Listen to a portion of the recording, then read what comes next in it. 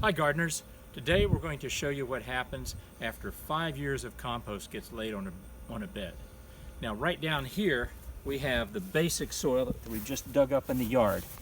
About 2 to 3 inches of topsoil and then a very sharp transition to clay. You can almost see it right there where it'll even break off a bit, see it? And there's the transition area between the topsoil and the clay. Clay's what we have underneath this. It's clay on top of sand. Ooh. Makes for some interesting problems. We're going over to infamous bed number 1 here, which is our bed that we have had 5 years of our homemade compost on.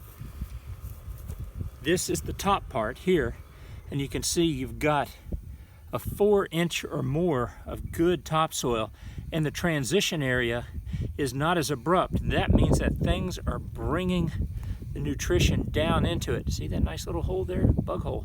And these are old roots from beans, and of course beans put nitrogen in the soil.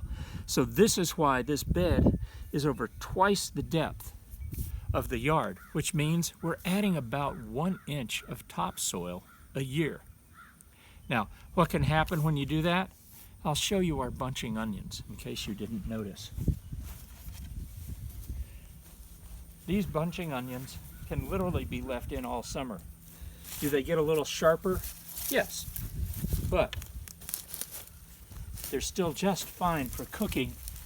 And if you take a look here at what that rich soil does, that's a spring onion here, folks, and it looks like a leek. And as you can see underneath the dirt, beautiful white flesh, and that's because it has inches and inches of high organic topsoil with a lot of nutrients put in through our composting. Look at that. That is about as much white onion as you would get in a full bulb, and we still have 20 or 30 of these. So the long-term play in gardening is, can I improve my soil? Composting is how we have done it, and we've made our own compost. We're in our last trip is we're going to go over to the compost pile so you can see the different stages of it. And it makes a huge difference. And by the way, it saves you hundreds of dollars. Go buy a bag of compost and you'll pay $5 to $8.